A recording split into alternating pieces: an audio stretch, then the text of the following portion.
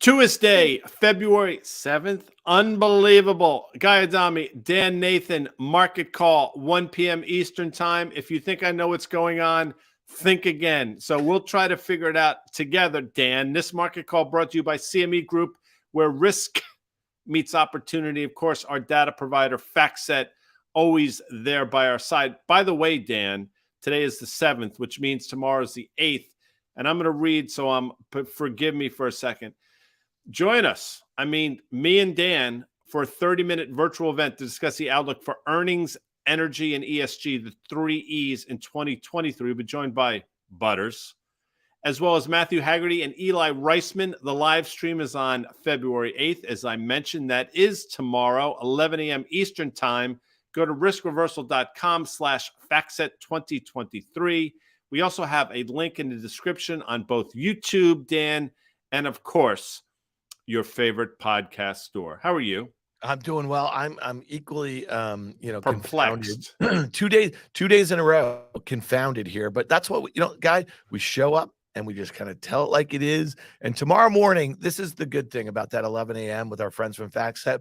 It's not going to be a whole heck of a lot of Guy and Dan pontificating. It's going to be asking some very smart people a lot of good questions. We're going to try to help you guys come up with some ideas to make money in the markets here. But right now, Guy, I'm losing money in the markets. Listen, we talked about this on Market Call. We've talked about it on our podcast On the Tape. We talked about it on Fast Money. Last week when Jerome Powell gave his presser here, the one thing that he should avoid doing is kind of sparking, reflating the risk asset bubble. Because again, some of the biggest companies in our country, in the stock market, are guiding lower. They're telling us that they don't have a whole heck of a lot of visibility, and their numbers and their, the key metrics that they track or we track as investors are decelerating. But what's happening when the stock market rallies the way it has, now we have valuations out of whack. Mm-hmm. And we also, the one thing that it seems like investors, at least in the stock market, are betting on is that interest rates, with the CME Fed Fund tracker telling us Fed Fund's going to be at 5% at the March meeting, okay, that they're going lower somehow. I just don't. So tell me, how does that make any sense, Guy?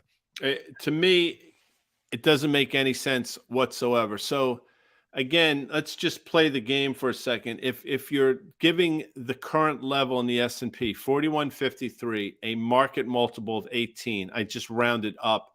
That means the market is anticipating about $230 worth of earnings, which is great. They can anticipate anything they want. The problem, of course, is, to your earlier point, you have continued to have companies guide down.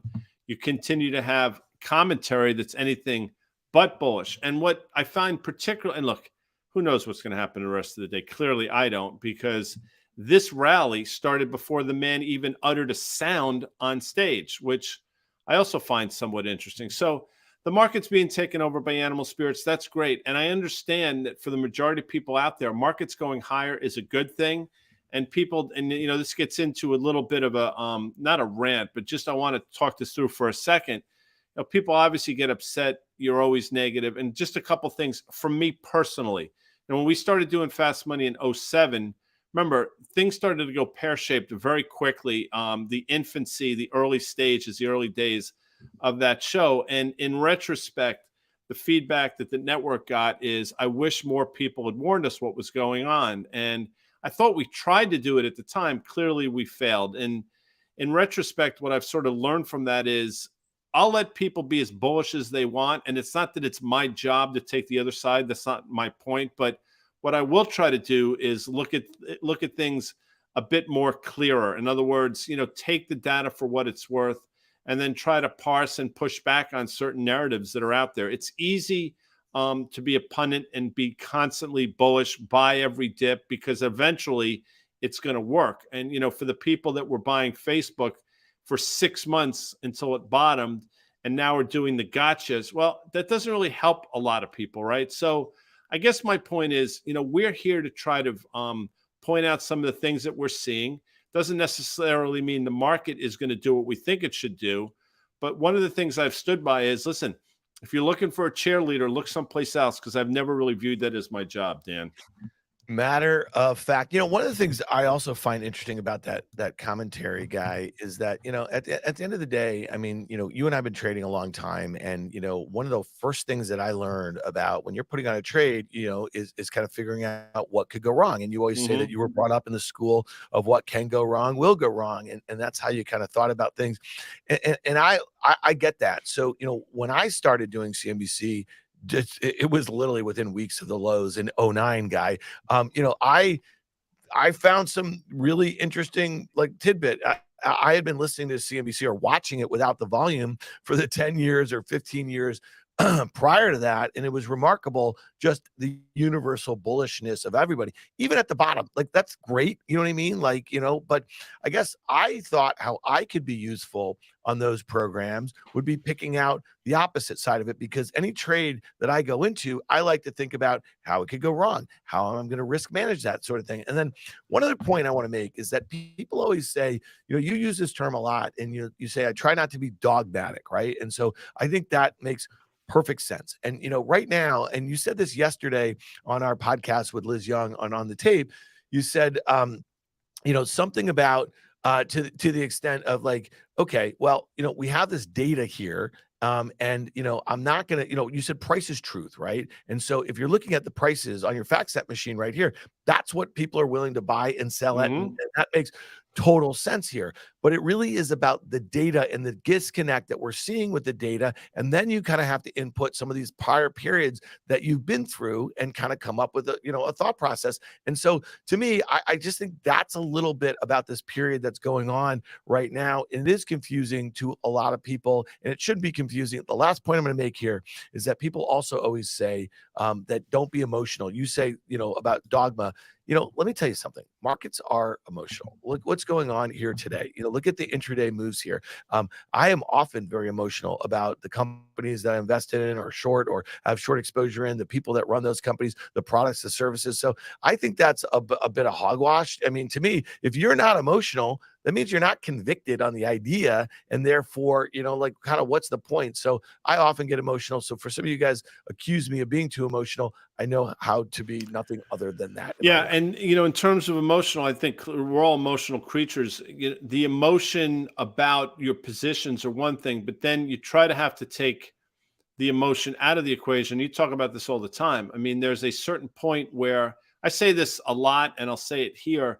The most important decision when trading isn't necessarily where you're getting into a trade. It's where you're getting out if you're wrong. And you have to have that discipline to say, all right, I'm buying or selling something here, but regardless of what's going on in the world, if this thing gets to a certain level, I'm cutting half, third, quarter, whatever the hell, the entire thing, whatever it is. Because if you don't have that discipline, that's when you blow yourself up. So when I say that you can be right 30, 35% of the time and still do well, that is in fact true, because the best ones out there are the ones that realize that they're wrong pretty quickly. But when they realize that they're right, that's the ones they sort of lever up, push, and let work for them. And that's, again, we're not looking to get on a diatribe here on a Tuesday, but I just wanted to bring that up because I thought it's interesting. Because I will tell you, as that man started speaking, prior to that, I think the Dow, and I'm going to speak in terms of the Dow real quick, I think it was down about 85 or so handles. And we're sitting here now, the Dow Jones is up 215 points. I mean, it's a 300-point swing.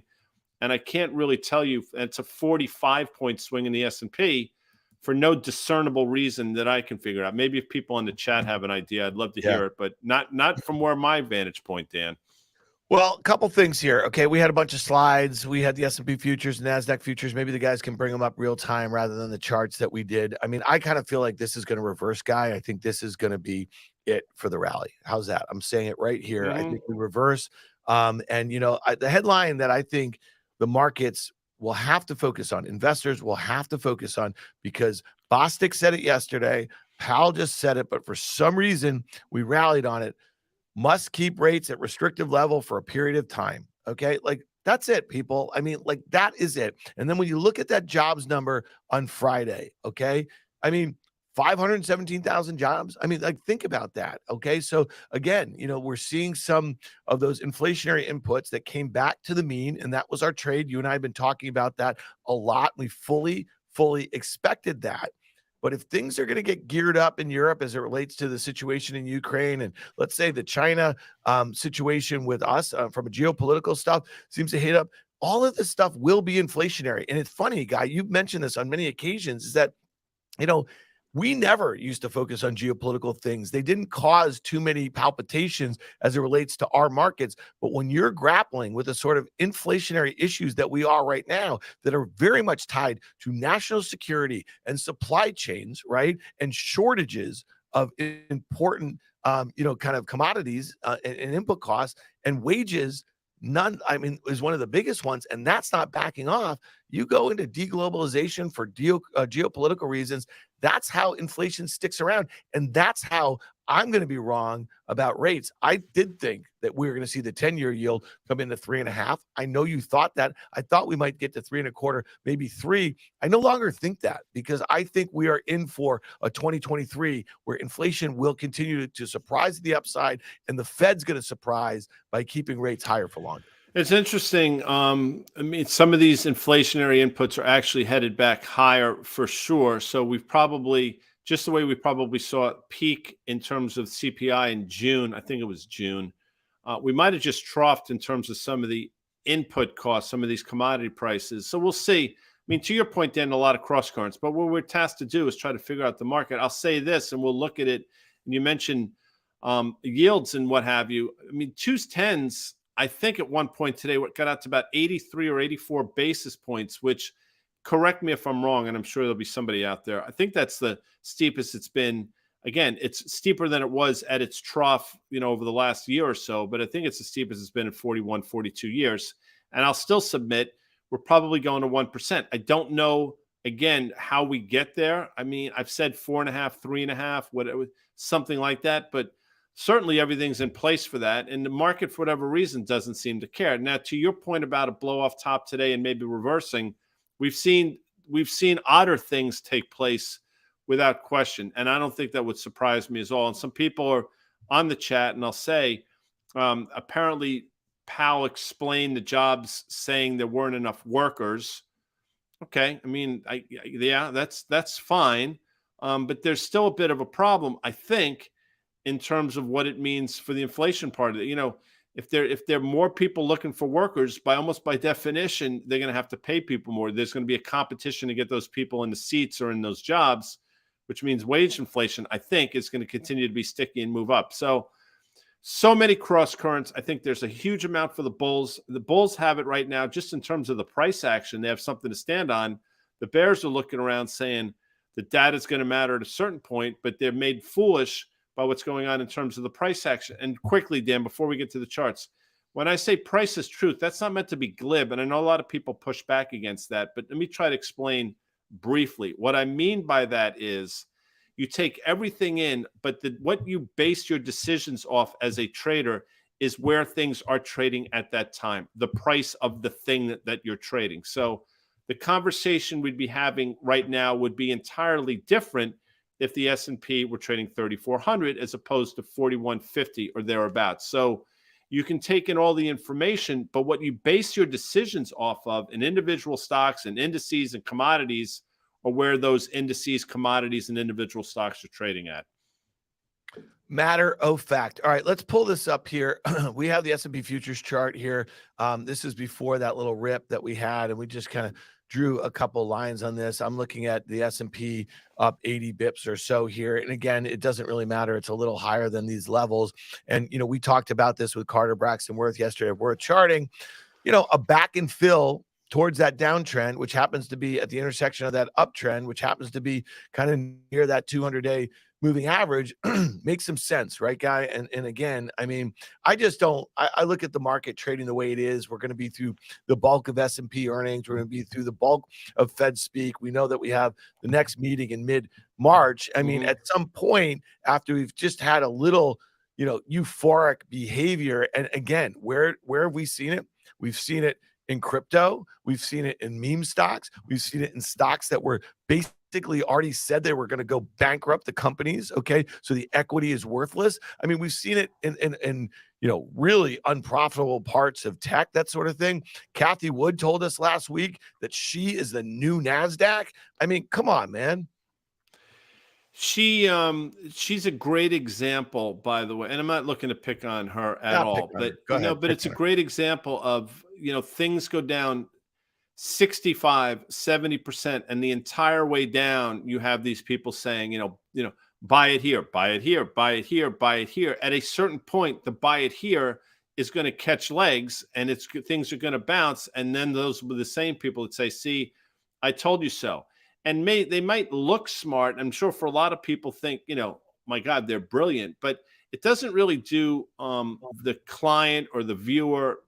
It doesn't really help them all that much. I mean, these are broken things. We try to navigate real time every day. I think for a period of time last year, I think we did an extraordinary job. I will tell you, since mid-December, I personally have done a really poor job because this 300 or 400 or so point move in the S&P, as I've said a number of times, has me scratching my head.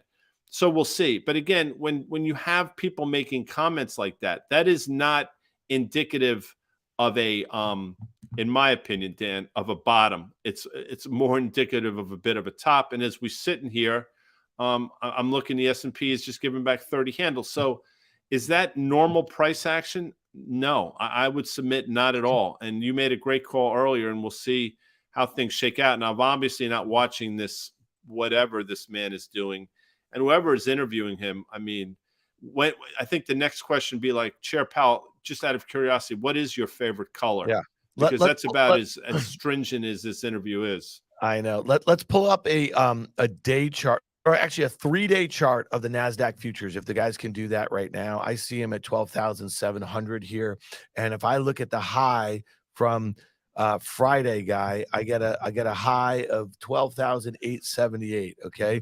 So if I'm going to short the futures right here at 12,700, and we just made a high of 12,775, okay, 7,775.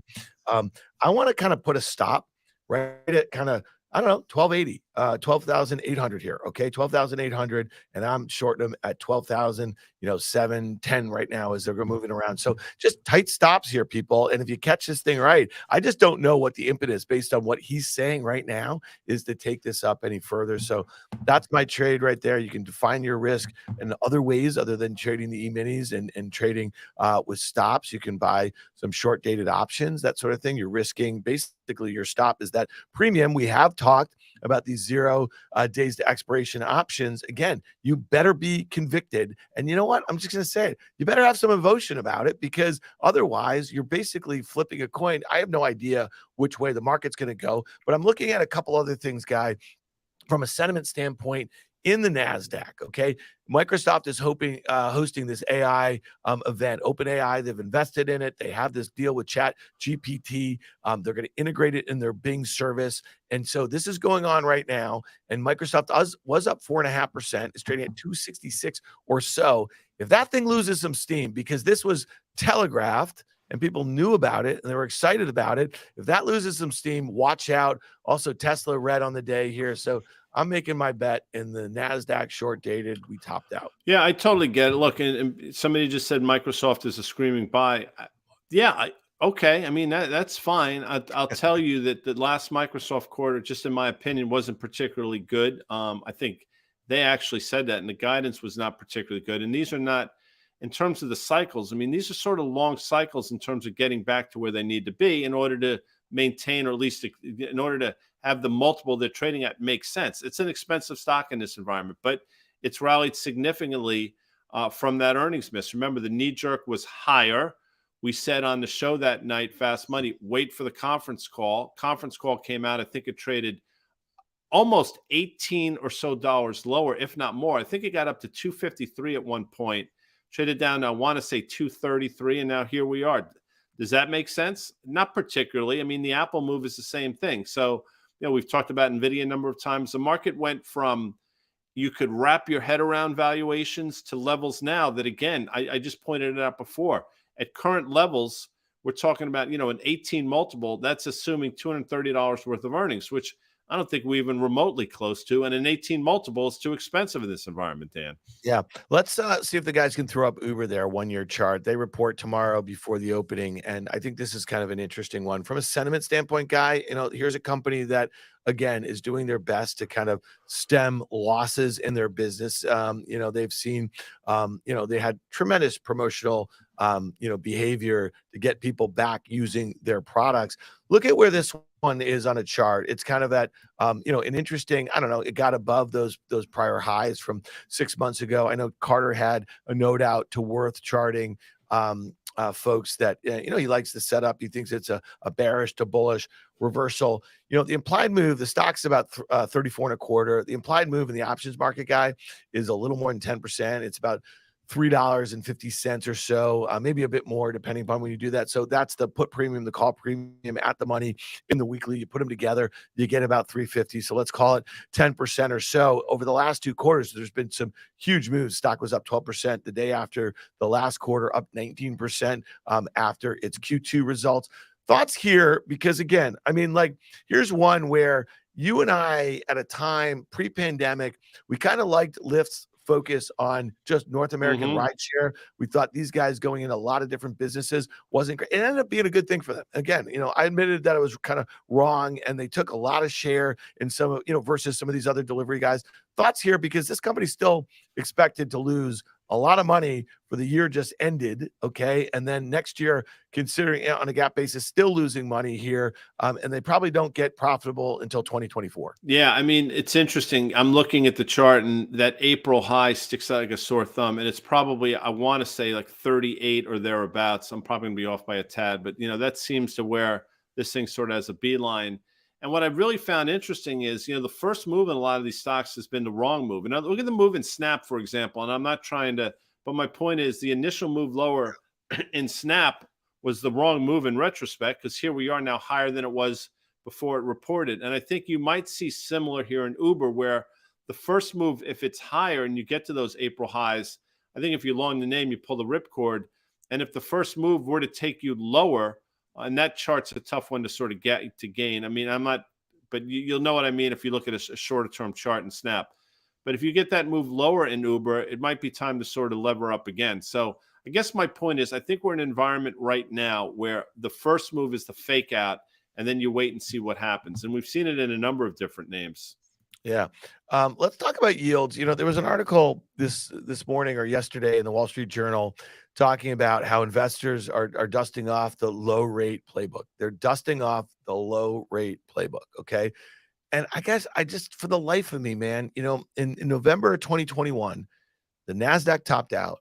It was like the week that Fed Chair Powell said they were going to raise interest rates. Right. And so, and what they're doing, they're battling inflation. And so at the time, Fed funds was at zero. It was at zero, right? A historic low. And we had the 10-year, below 0.5% or so, never done that before. And that's when basically the mega cap stocks joined the party to the downside. There was a lot of crap that had been correcting for the better part of 2021, right? But that was it.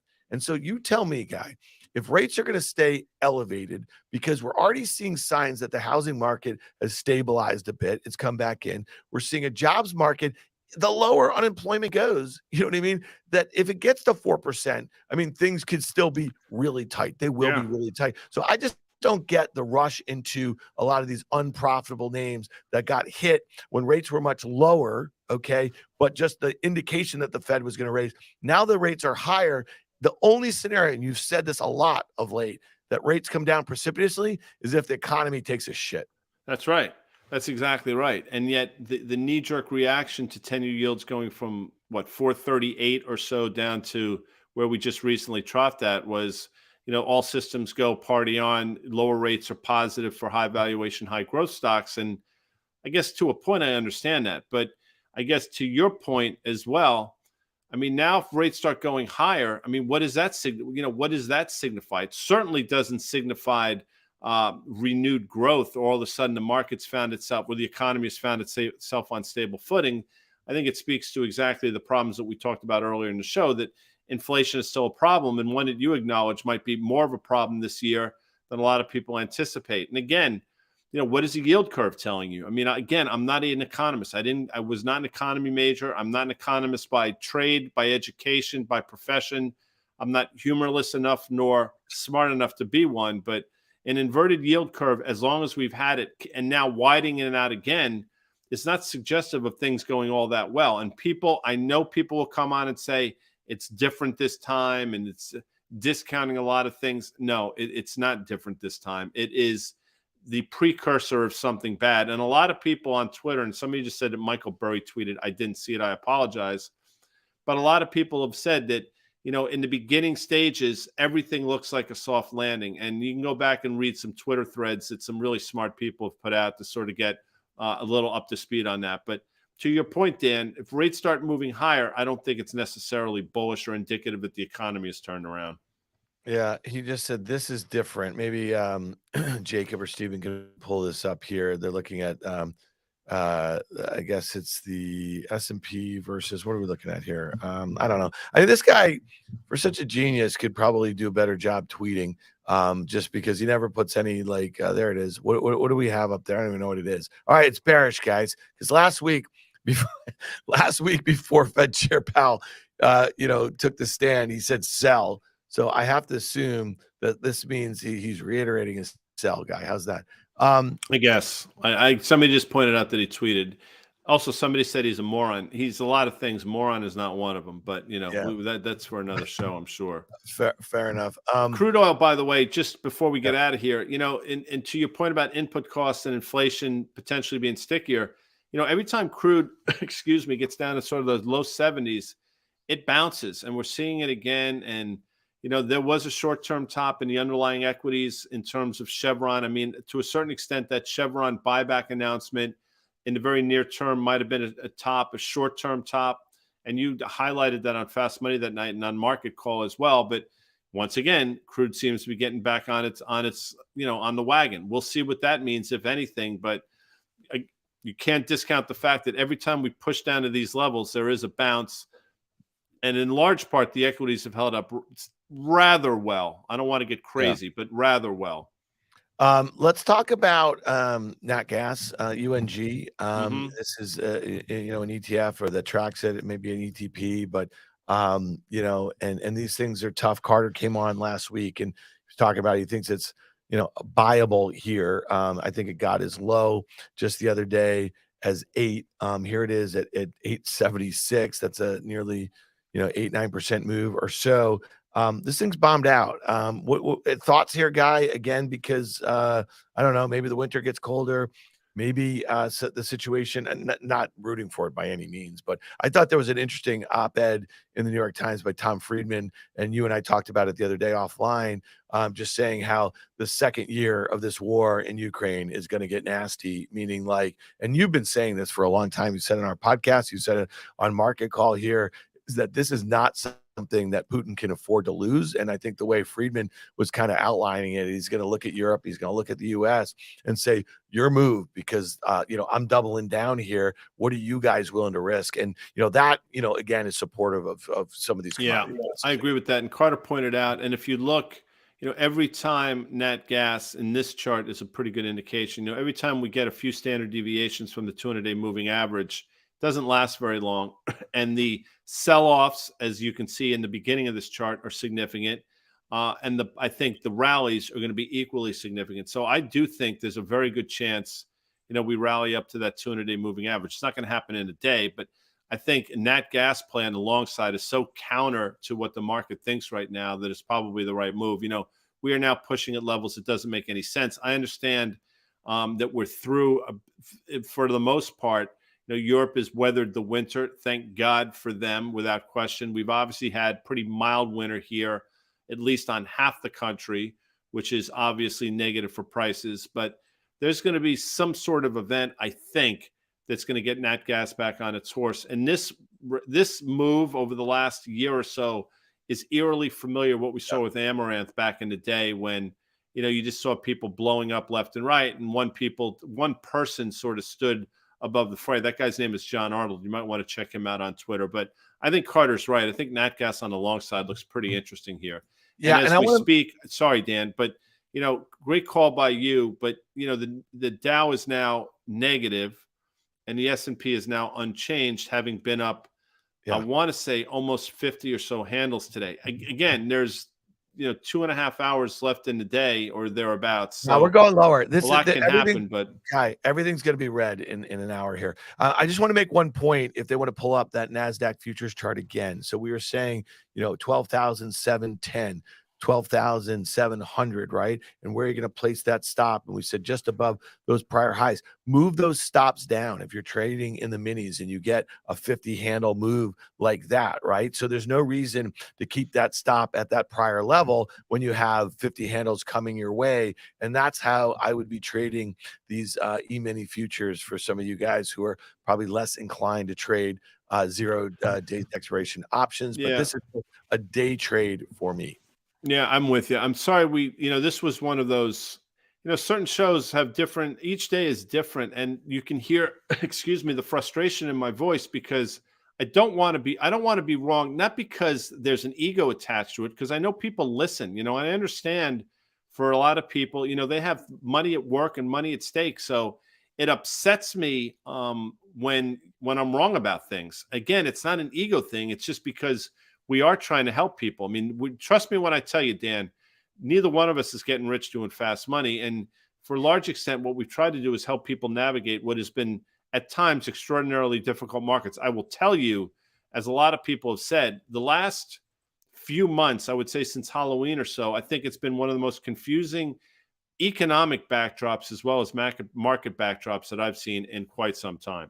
Listen, Guy, you've been doing that for a long time, demystifying this stuff. And again, we recognize the fact that a lot of people who watch Market Call, listen to on the tape, tune into Fast Money. You guys are not staring at FactSet machines all day long like we are. You're not doing the sort of stuff. You have other jobs. This is something that you're either really passionate about, like self-directed, or it's a hobby of yours. And so we're trying to speak to you the way like normal people talk about regular things, and which is one of the reasons why the Michael Burry tweeting, it's not useful unless you know the inside baseball. He's literally tweeting to a bunch of fancy, Wall Street types, you know what I mean? Who like get the joke, I guess, but like to tweet out something knowing that he's guys influential, I guess, made very popular by The Big Short, the book by Michael Lewis and the movie by Adam McKay, to me, it's not particularly useful. That's why we're spending the time here, breaking the stuff down and talking away like